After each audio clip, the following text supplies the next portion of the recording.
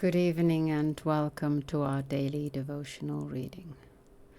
I hope you had a good day. And I hope you're drinking enough water.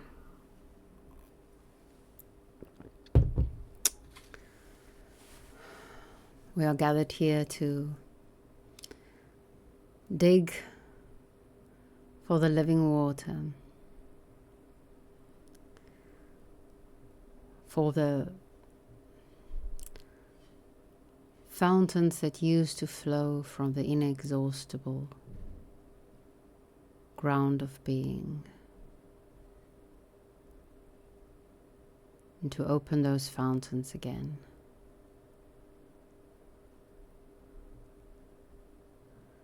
We are here to search, to quest,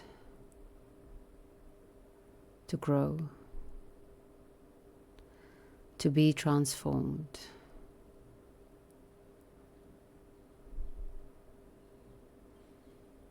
To become someone who is capable of living a good life.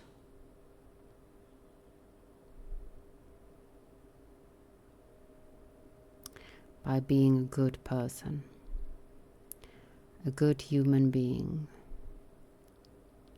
a rational, virtuous human being.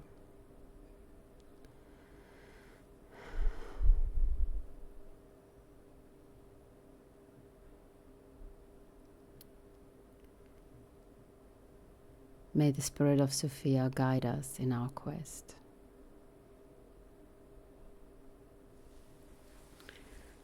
As we read Plato.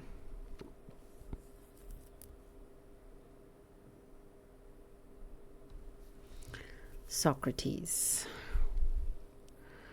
But foolish boldness and endurance appeared before to be base and hurtful to us. Laches, quite true, Socrates. Whereas courage was acknowledged to be a noble quality. True.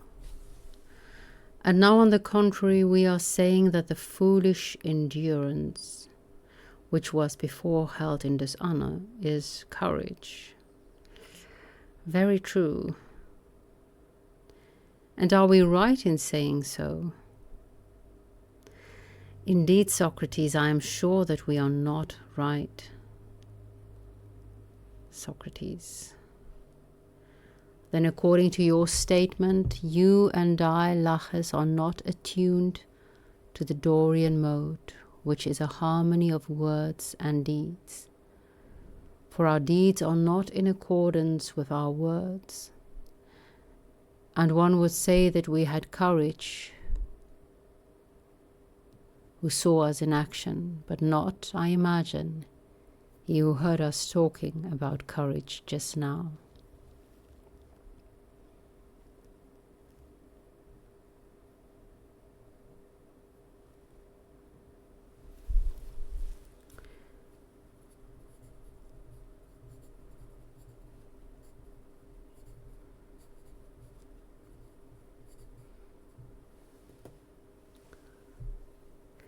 That is most true. And is this condition of ours satisfactory? Quite the reverse.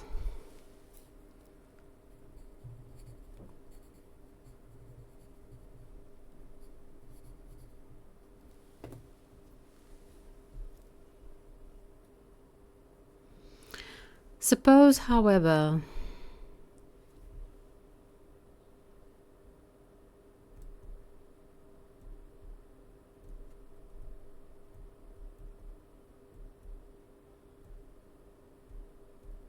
that we admit the principle of which we are speaking to a certain extent.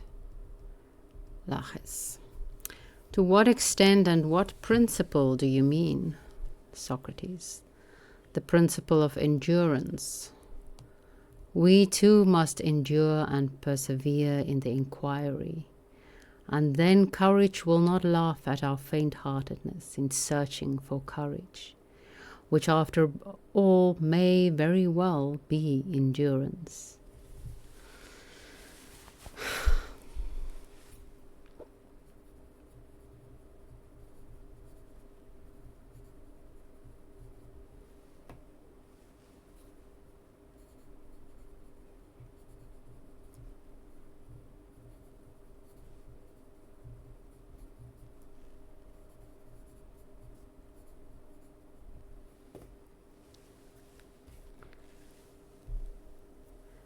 Laches.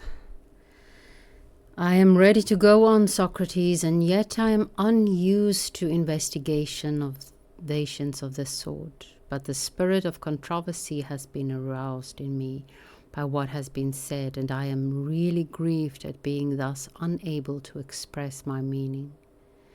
For I fancy that I do not know the nature of courage, but somehow or other she has slipped away from me, and I cannot get hold of her and tell her nature. Socrates. But, my dear friend, should not the good sportsman or hunter, the other translation said, follow the track and not be lazy? Give up, the other translation says. Should not the good sportsman not give up?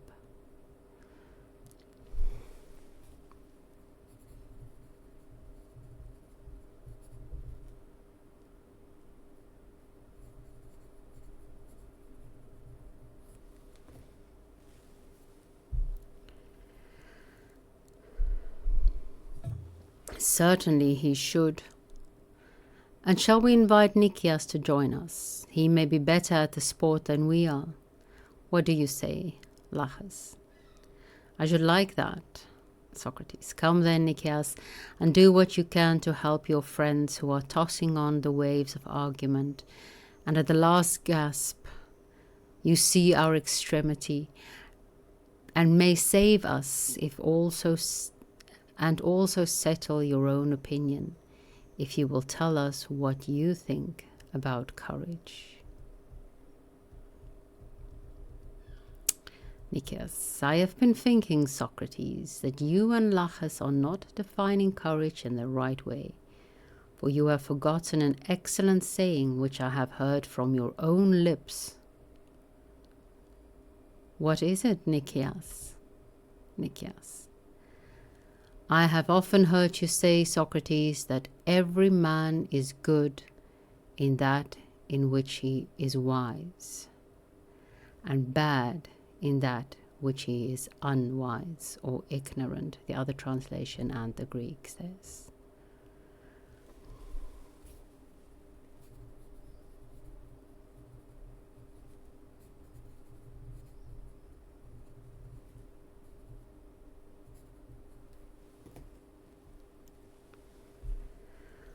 Socrates, that is certainly true, Nicias.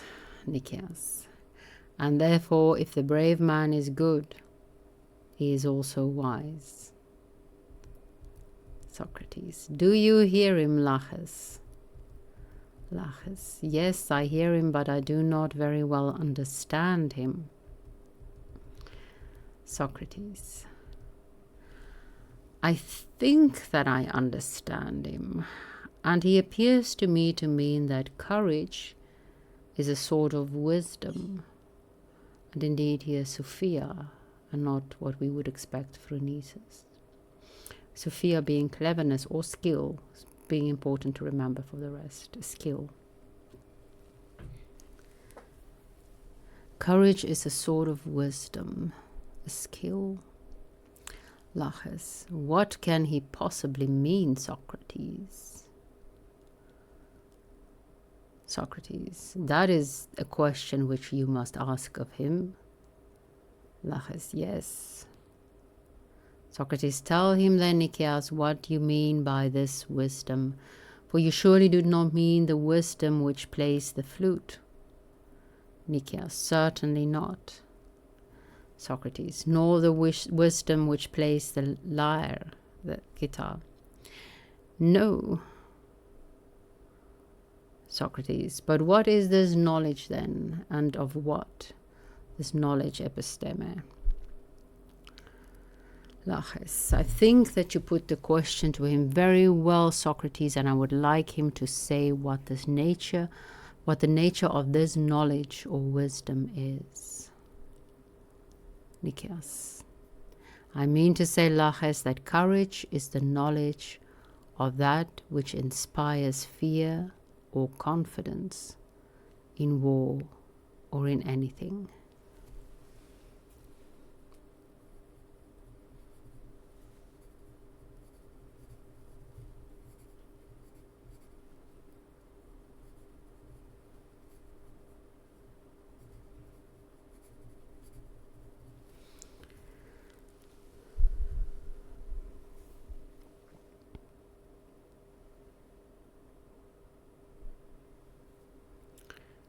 Laches, how strangely he is talking, Socrates. Socrates, why do you say so, Laches? Laches, why surely courage is one thing and wisdom another. Is it though?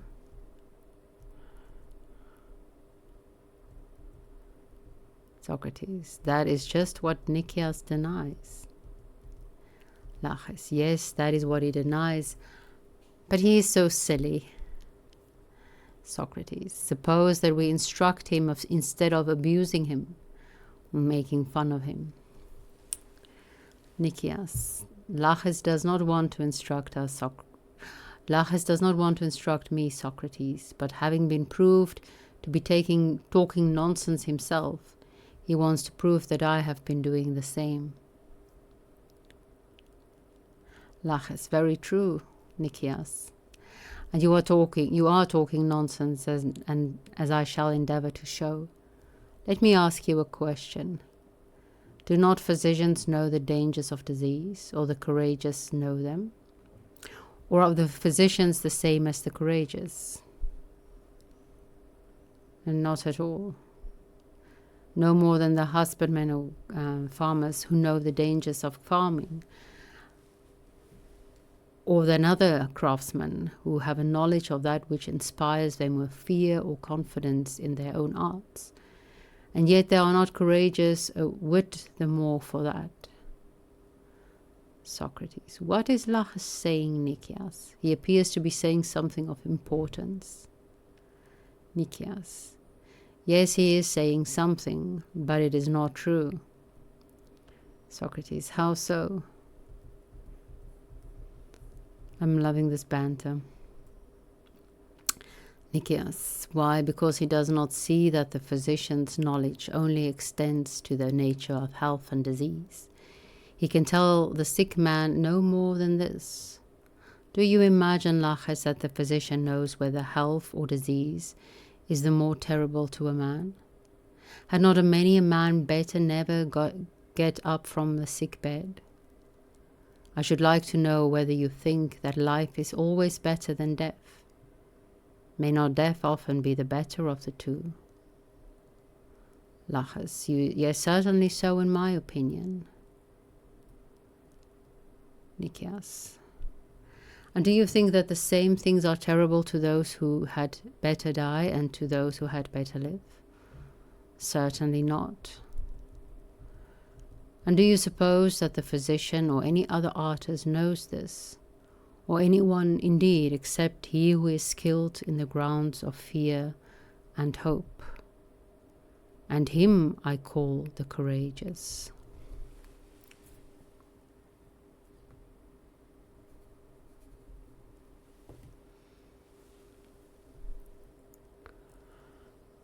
Socrates, do you understand his meaning, Laches?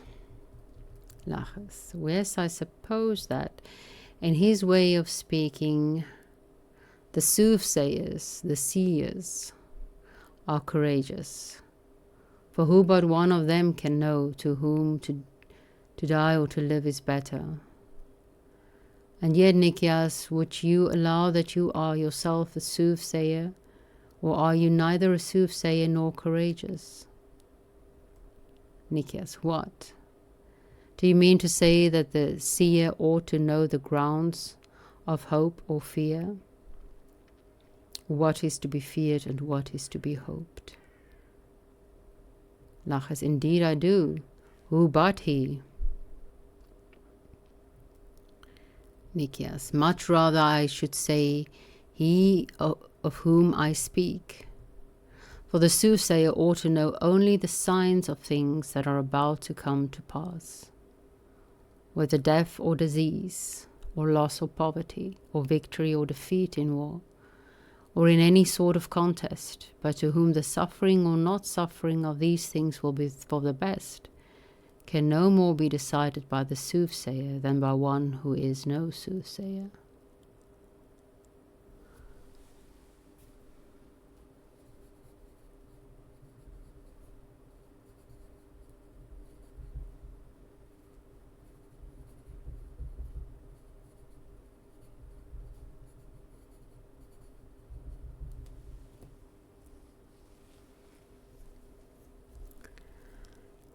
Laches.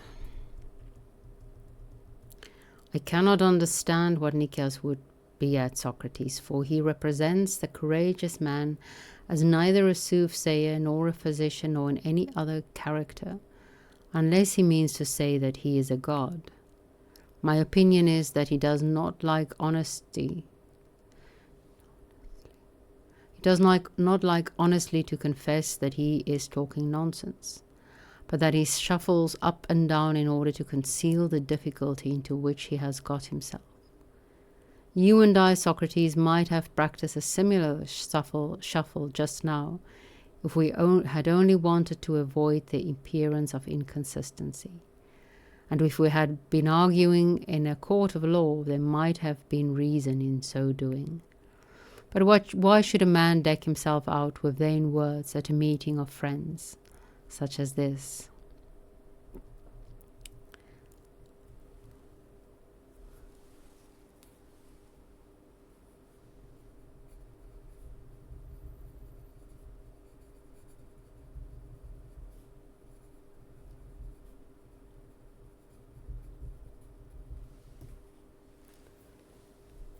No coward soul is mine.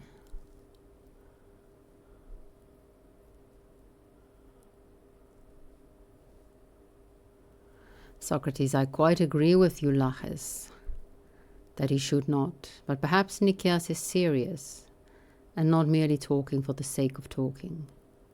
Let us ask him just to explain what he means. And if he has reason on his side, we will agree with him. If not, we will instruct him.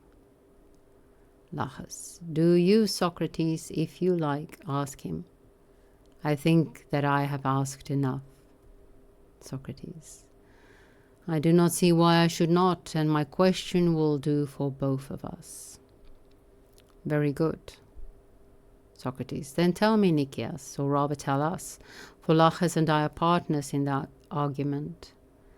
Do you mean to affirm that courage is the knowledge of the grounds of hope and fear? I do.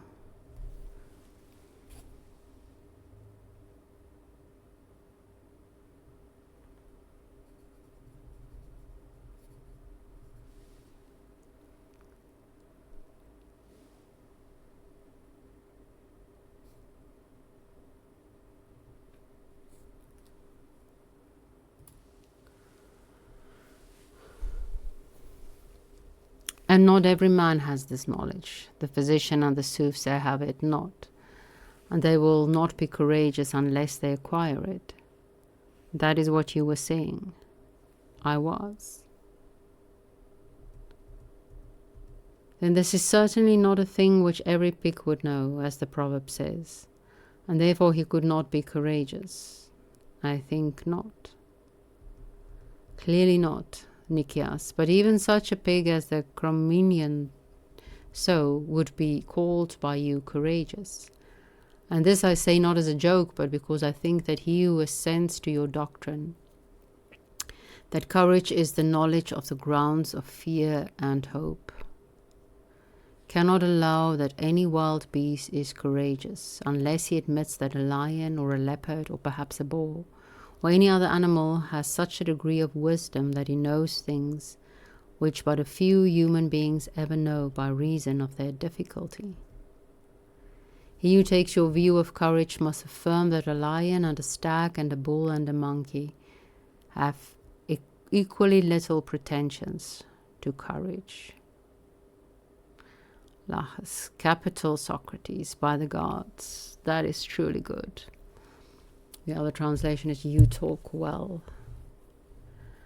by heaven. And I hope, Nicias, that you will tell us whether these animals, which we all admit to be courageous, are really wiser than mankind, or whether you will have the boldness in the face of universal opinion to deny their courage. I didn't know animals considered virtuous. Nicias, why, Laches, I do not call animals or any other things which have no fear of dangers because they are ignorant of them, courageous, but only fearless and senseless. Do you imagine that I should call little children courageous who fear no dangers because they know none? There is a difference, to my way of thinking, between fearlessness and courage.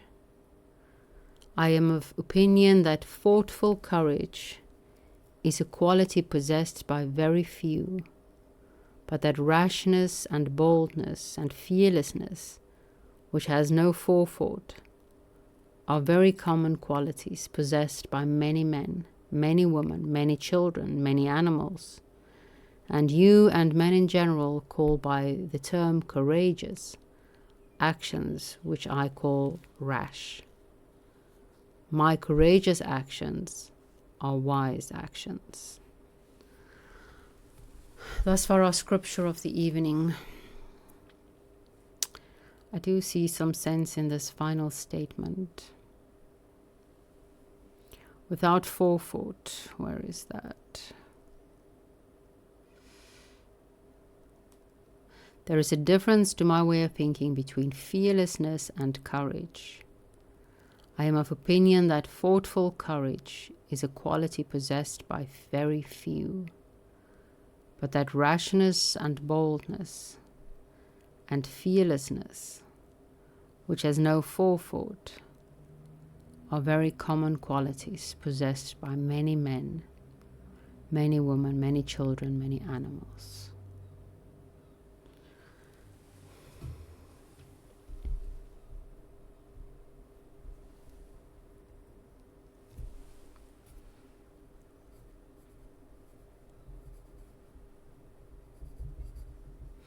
We do see the Socratic idea that the good is the wise or the knowledgeable, and the bad is the ignorance.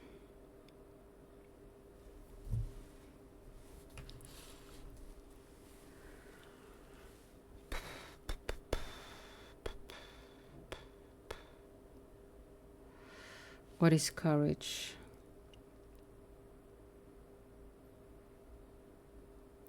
Not rash action, but action with knowledge of the grounds of fear and of hope. So knowing what could go wrong and what could go right if you take a certain path. And I assume acting despite what could go wrong in the hope of what could go right. It sounds fair. Foreseeing what could go wrong and foreseeing what could go right, and acting for the sake of what could go right, despite the fact that you see what could possibly go wrong. That seems like courage to me. But hey, what do I know?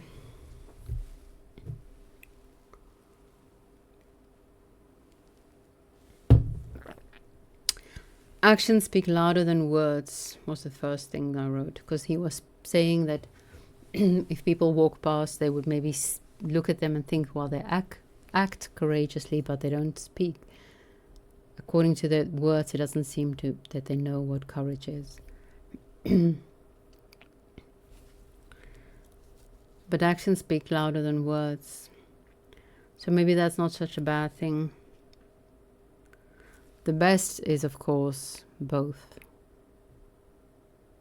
It's like the love languages.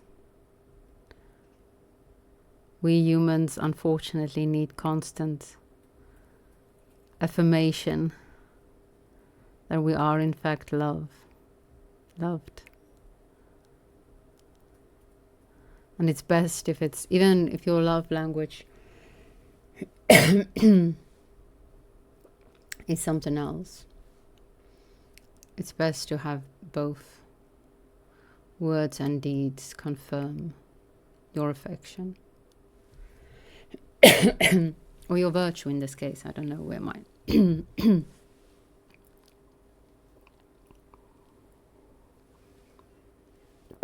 Cough comes from all of a sudden. I think I've been in. It's contagious from seeing on screen. The courage of endurance. I wrote down, unless there is good reason to stop, don't. I don't know if that is wise. But for me, someone like me who's constantly thinking of all the reasons, well, to get out, to stop.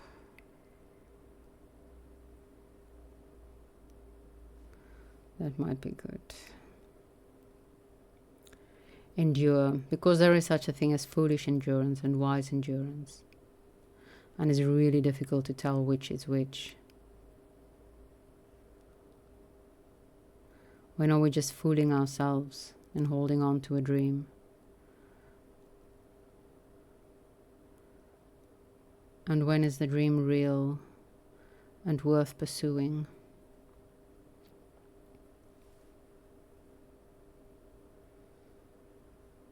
And my natural inclination, that's why I am a skeptic despite everything I've seen, is to, well, later I wrote down, the seer sees the sign but cannot interpret them.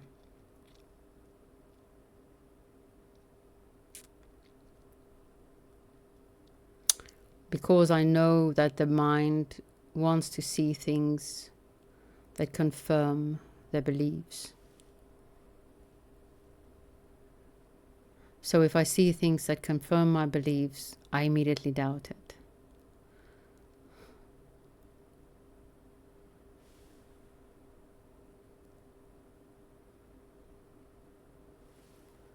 It's growing quite dark all of a sudden. The sun is being hidden, finally, behind thick clouds, I suppose. I wonder if there's going to be another storm. Last Friday night, when we were dancing in the woods, there was a thunderstorm. Well, there was a small thunderstorm while we were dancing, and my intuition told me when one of my colleagues came to say farewell, good night, to ask her if she would, because she said she was dropping someone off at the station, so I asked, take me please as well. And so I made it home before the huge thunderstorm, and I did not know that it wasn't, I was very in awe of the thunderstorm. It was like a disco. It was dark for 1 second at most, maybe not even a second. There was and I was speaking to my parents after that and told them yo, the Dutch thunderstorms are so weird. And then I spoke to someone at work, a Dutch guy, and he said no, that's not typical. That was a weird storm. It was record, we're breaking records all over the place this week. Nature. With the thunderstorm, there was a record amount of lightning strikes, apparently. And beautiful and horizontal. It was very strange. That's what dancing in the woods would do. Be careful. Have you not read A Midsummer Night's Dream? Or seen the play? Yeah. We made the thunder god a bit bonkers. I have that effect on gods. The birds are laughing, as you should.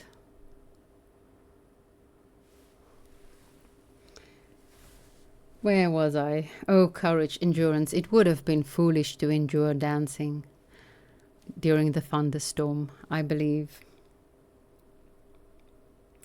That is a good reason to stop.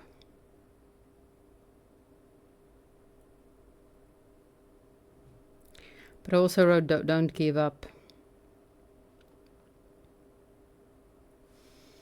My favorite crime movie. That is the one of the lines that they keep repeating to each other. Don't give up, don't give up, don't give up.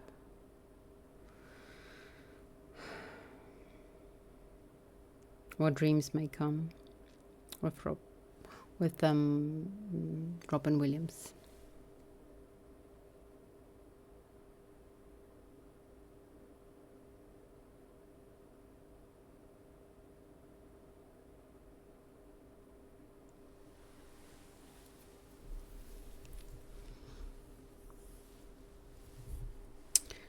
I finished my reading for this week, my prescribed Dostoevskian reading.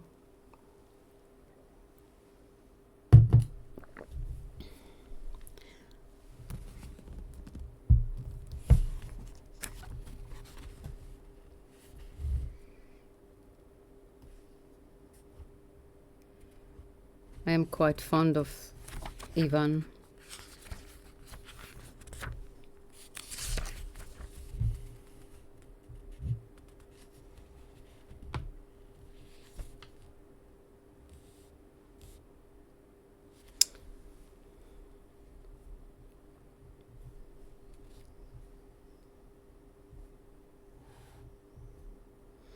Courage. Okay, this now reframes it, because I underlined a few words about, unfortunately, the character that I associate with most myself, I can see other people in other characters, is the father, the Fyodor. He does have Dostoevsky's name, so I suppose the great writer could also associate with him. And I underlined passages where I think a while back I mentioned that I do not always feel that I have free will. I experience the fact that I don't. And sometimes he writes his characters like that. He as yet had no real idea what he was going to do, but knew that he was no longer his own master.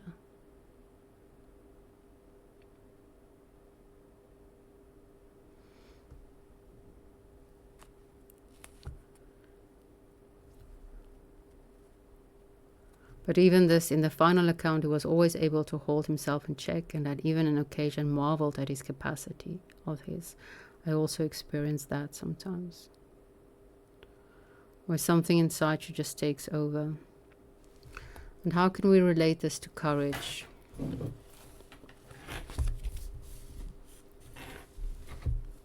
Because in Fyodor's example, it is quite, well, he's playing the buffoon, the father's example, Father Karamazov. But I've always experienced it as something positive, though not necessarily positive in any any way that's normal. It's just interesting. So maybe that is the foreknowledge of what could go wrong and what could go right, and yet letting the moment take you, letting the momentum take you.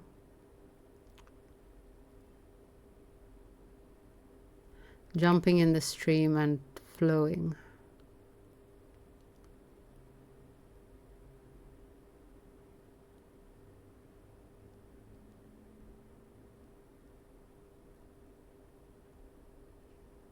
The courage to see yourself act in strange ways.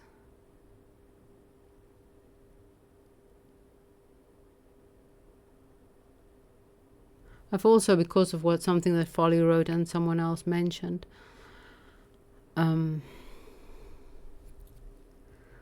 questioning this, me embracing destiny so firmly, if it's me being a coward.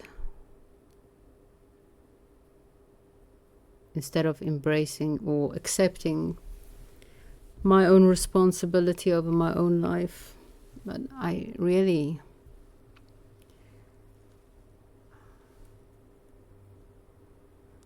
quite convinced about the arguments against free will.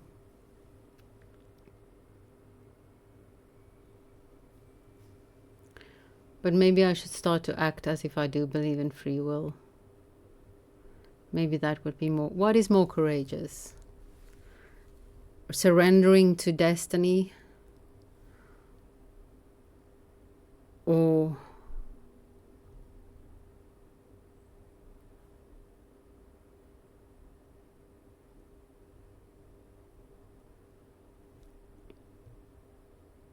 trying to resist and fight and make your own, be the master of your own fate. Remember, courage does come with wisdom. That's when you act wisely.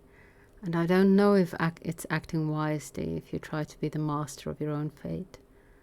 Where else today did I was reminded of what else did I read?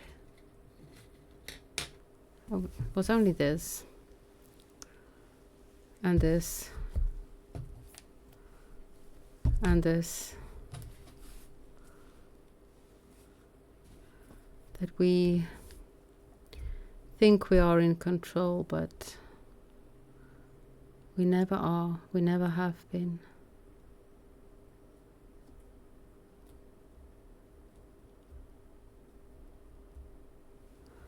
I do like Aristotle though.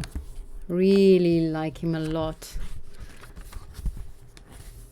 Alex and his guest even refer to his ethics as naturalistic ethics. And I'm like, oh man, I can totally see my worldview going that direction. In an Aristotelian way. I also recently thought about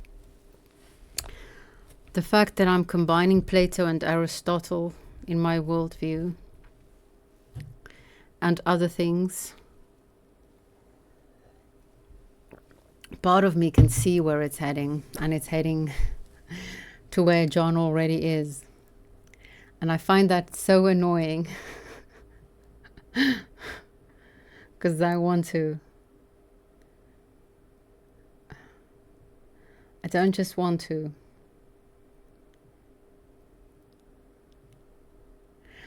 okay, so what is, never mind what I want to, what is I reached a point of being completely saturated by his words. I just can't take anymore. It's not I'm not like fed up. It's a completely different way. Something what I'm literally incapable of absorbing anything else. I'm saturated. That's the best way, and that is a very real way. That's not me using English wrong. I know what that means. I literally cannot absorb anything more. But I can see that where I'm heading is going to align very well with where he is. And so one would think it's wise to pursue, to endure in my pursuit of the truth by following him and listening to the courses which he has now on the God of Spinoza and Einstein, and seeing God again for the first time, which they were very kind to offer. But I just can't. I'm saturated. And maybe that's why I love Alex, because it's it feels more like he's taking me along than he's just speaking down at me. Not that John ever feels like he's speaking down at me, but it is quite a different place to learn from. Someone who already knows and someone who's still trying to discover.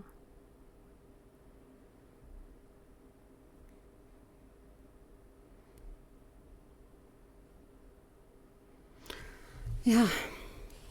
So that hope you have a good night's rest tonight. Take care of yourself. And may the spirit of Sophia be with you.